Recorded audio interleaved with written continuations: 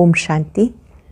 आज 18 फरवरी 2023 के साकार मधुर महावाक्य हैं। आज बाबा हम बच्चों को स्वयं के मूल्यांकन के लिए बहुत सारी बातें सिखा रहे हैं। अपनी जांच स्वयं करो, अपने आप को देखो, मेरे में कौन सी खामी है। जो भी खामी है उसको रियलाइज़ करके निकालते रहो। मान लो आपने देखा कि मेरे अंदर क्रोध है या आलस्य का संस्कार है, जो भी कमी कमज़ोरी है वो याद से मिटा देनी है। बाबा को सच बताना है, बाबा मुझसे भूल हो गई। यही अपने ऊपर सच्चा रहम है। बहुत ही गुह्य बात है ये कि सच्चा रहम क्या है। अपनी कमी को महसूस करना और मिटा देना। याद से कमियां कमजोरियां मिट जाती हैं। बाबा ने कहा अपने आप से पूछो कि आज मैंने किसी को दुख तो नहीं दिया। कोई भी सेवा का कार्य याद में रह के किया या नहीं, निरंकारी होकर किया या नहीं। इसी समय बाबा बच्चों के सहायक बनते हैं। बाबा बच्चों की मदद करते हैं। बाबा की याद से इन विकारों को जीतना है। कभी किसी को दुख नहीं देना है। मनसा वाचा कर्मणा, कोई भूल हो जाए तो बाबा को बताने से बाबा श्रीमत देंगे। गायन है तेरी लीला अपरम अपार। इसी समय बाबा आकर मात पिता शिक्षक का पार्ट बजाते हैं, बच्चों से मिलते हैं। अब आपको भगत से ज्ञानी बनना है। घर गृहस्थ में रहते संपूर्ण पवित्र बनना है। बहुत ही सुंदर बाबा के आज महावाक्य हैं। एकाग्र होकर सुनेंगे। बहुत अच्छे अच्छे मैनर्स बाबा ने सिखाए, उनको डायरी में नोट करेंगे और अपने आप को चेक करने के साथ साथ चेंज भी करेंगे। सुनते हैं बाबा के मधुर बोल। बाबा कहते हैं, मीठे बच्चे, तुम्हें खीरखंड होकर रहना है, मत भेद में नहीं आना। कोई भी गंदी आदत है तो उसे छोड़ देना है। किसी को भी दुख नहीं देना है। तुम्हें खीरखंड होके रहना है, मतभेद में नहीं आना। कोई भी गंदी आदत है तो उसे छोड़ देना है। किसी को भी दुख नहीं देना। क्वेश्चन है, जन्म जन्मांतर के लिए ऊंच पद पाने के लिए कौन सा रहम स्वयं पर जरूर करना है। जन्म जन्मांतर के लिए ऊंच पद पाने के लिए कौन सा रहम स्वयं पर जरूर करना है। स्वयं की अंदर से जांच करके जो भी बुरी आदतें हैं, क्रोध आदि विकार हैं, उन्हें निकाल देना है। खीरखंड होकर रहना है। एक की श्रीमत पे चलना, मतभेद में ना आना। कोई भी इविल बातें ना सुनना, ना ही सुनाना। यही अपने ऊपर रहम करना है। कोई भी इविल बातें ना सुनना, ना सुनाना। यही अपने ऊपर रहम करना है। इससे जन्म जन्मांतर के लिए ऊंच पद मिल जाता है। जो अपने ऊपर रहम नहीं करते वो 21 जन्मों के लिए सुख को लकीर लगा देते हैं। गीत है ओम नमो शिवाय। ओम शांति।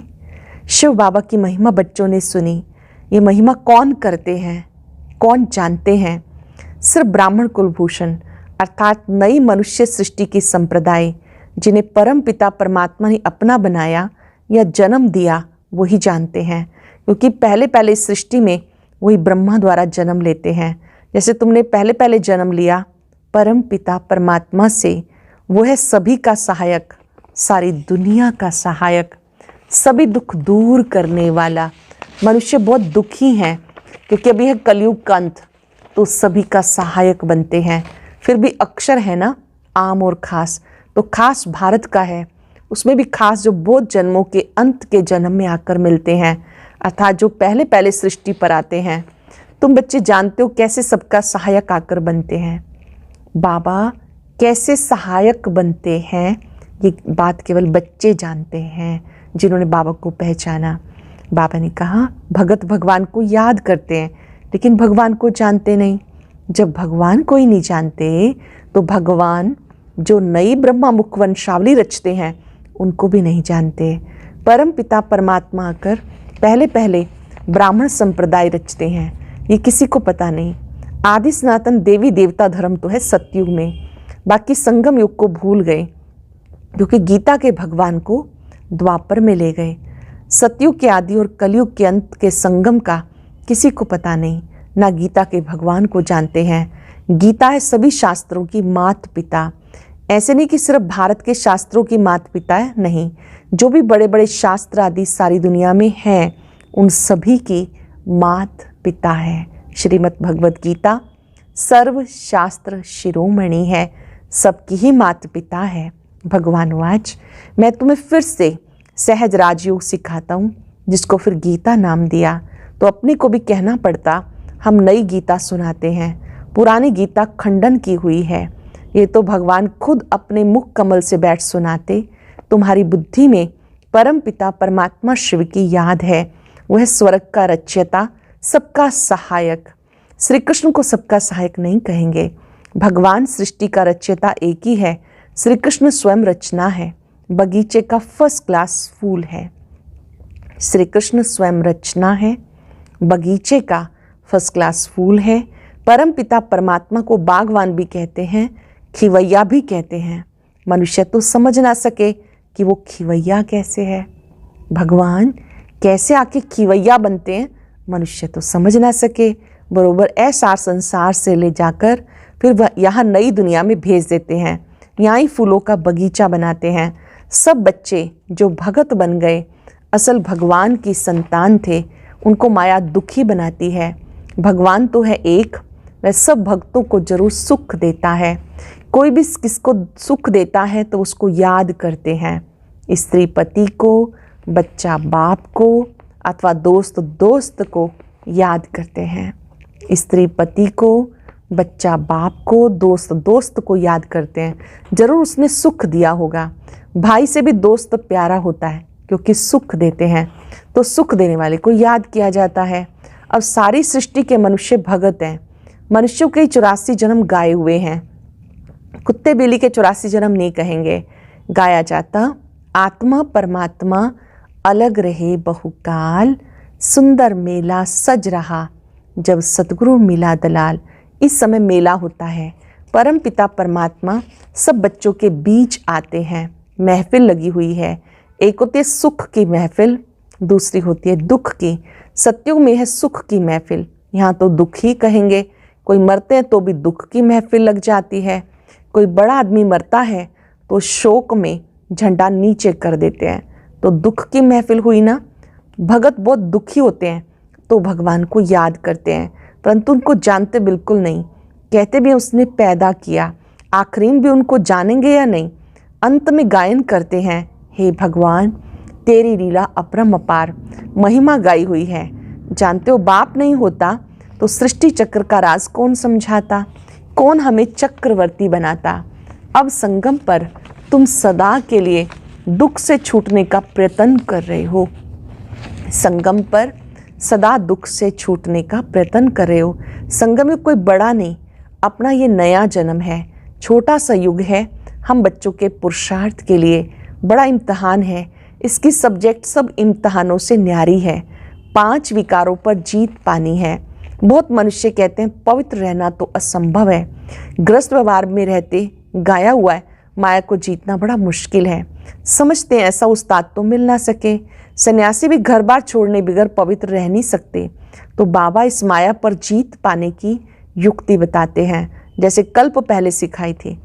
बाबा माया पर जीत पाने की युक्ति सिखाते हैं, जैसे कल्प पहले सिखाई थी। जब बाबा सिखाते हैं तब हम भगत से ज्ञानी बनते हैं।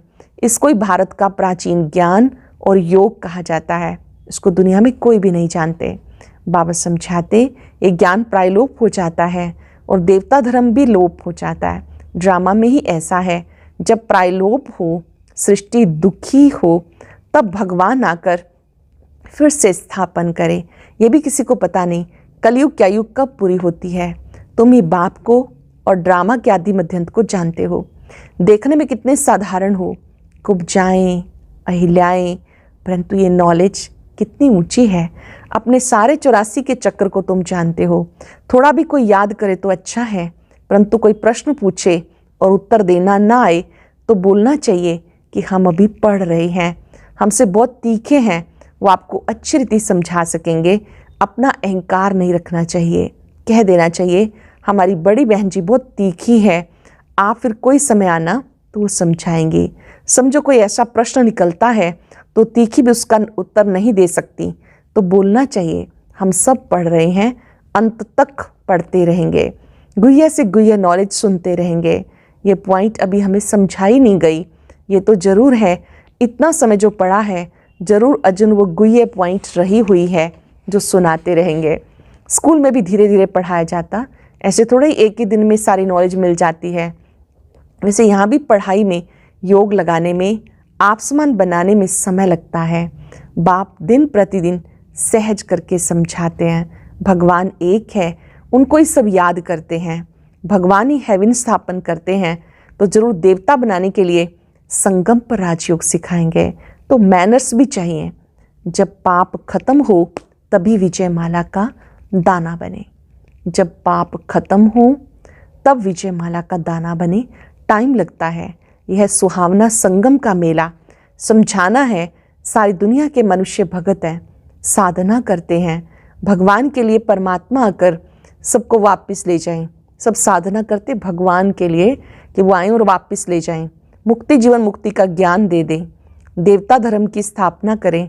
सन्यासी समझते हैं सुख का विष्टा समान है, सो तो जरूर इस दुनिया का सुख ऐसा है, परंतु क्या भारत में कभी सुख नहीं था? सन्यासी तो पसंद करते हैं मुक्ति को, वो कभी जीवन मुक्ति का ज्ञान दे ना सके। भगवान को ही आकर राजयोग सिखाना है, सन्यासियों को नहीं सिखाना, क्योंकि वो कोई आदि सनातन देवी देवता धर्म स्थापन नहीं करते। अभी सब कहते भी हैं एक मत हो, परंतु इस दुनिया में एक मत हो ना सके। अथाह मतें हैं, माता पिता भाई बहन काका मामा आदि सब अनेक मत देने वाले हैं। अब उन पर नहीं चलना, एक की श्रीमत पे चलना है। भगवान आकर एक श्रीमत देते हैं, फिर एक मत की राजधानी हो जाती। देवी देवताएं सदा खीरखंड रहते हैं। यहाँ तो बहुत लड़ते झगड़ते हैं, शास्त्रों में भी है कौरव पांडव दिन में लड़ते थे, रात को खीरखंड हो जाते थे। यहाँ भी बच्चे समझते हैं हमारे में क्रोध का अंश आ गया।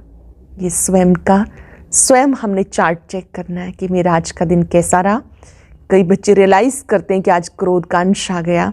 बाबा हम आपसे माफ़ी मांगते हैं, तुमको भी देखना चाहिए सारे दिन में किसी को दुख तो नहीं दिया, किसी से मतभेद में तो नहीं आए, किसी से इविल तो नहीं बोला जिससे किसी को दुख पहुंचा हो।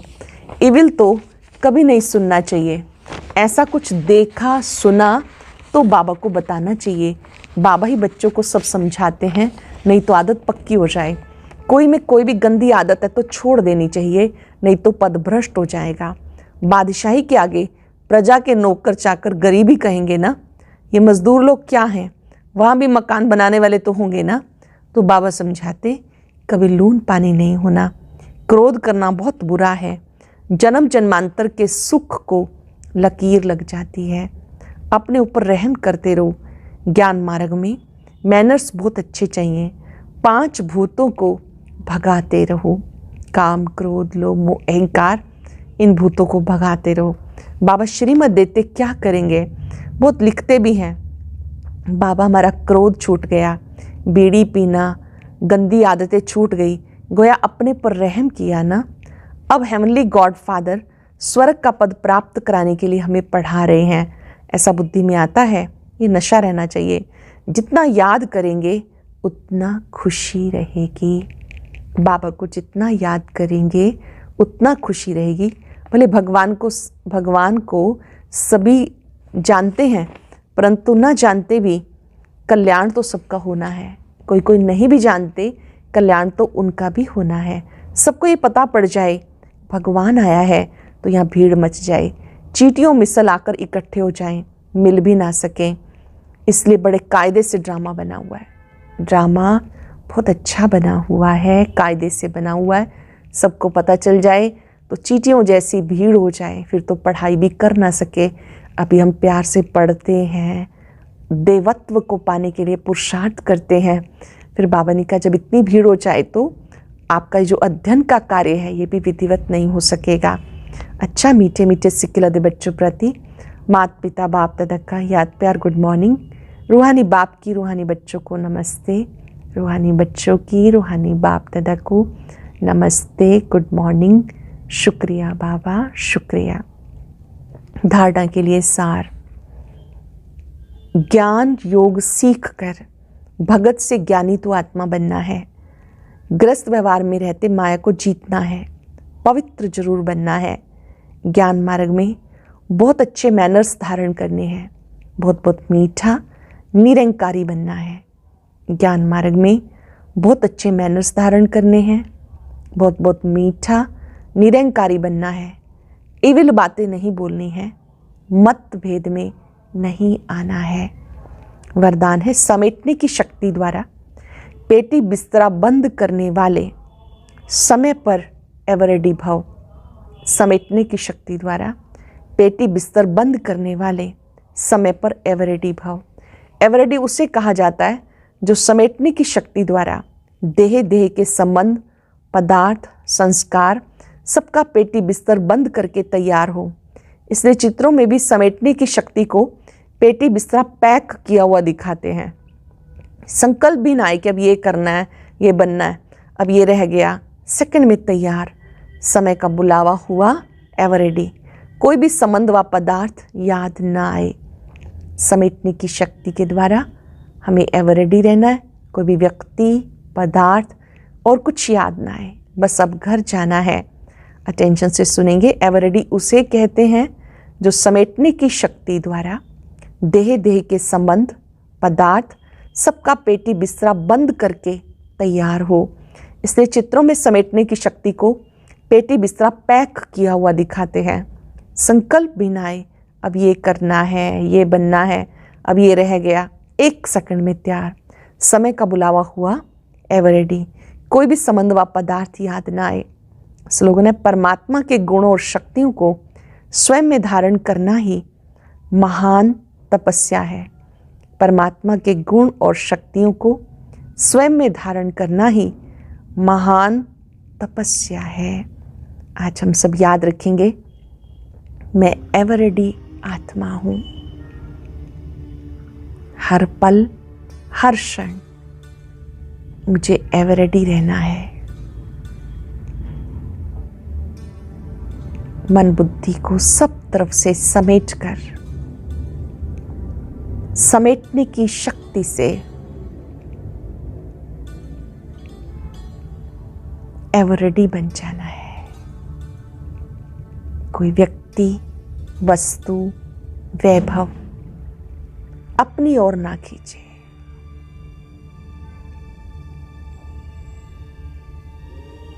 बाबा को सामने देखते महसूस करें उनके गुण और शक्तियां फाउंटेन की तरह मुझ में समा रहे हैं। शक्तियां समा रही हैं। यही मेरी साधना है। मैं निरंतर एक बाबा पर एकाग्र रहूं। यही सच्ची तपस्या है।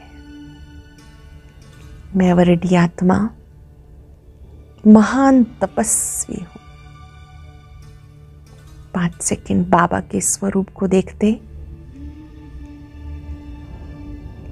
अपने आप को उन गुण और शक्तियों से भरपूर अनुभव करें।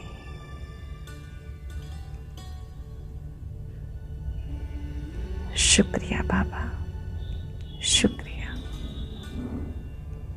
ओम शांति।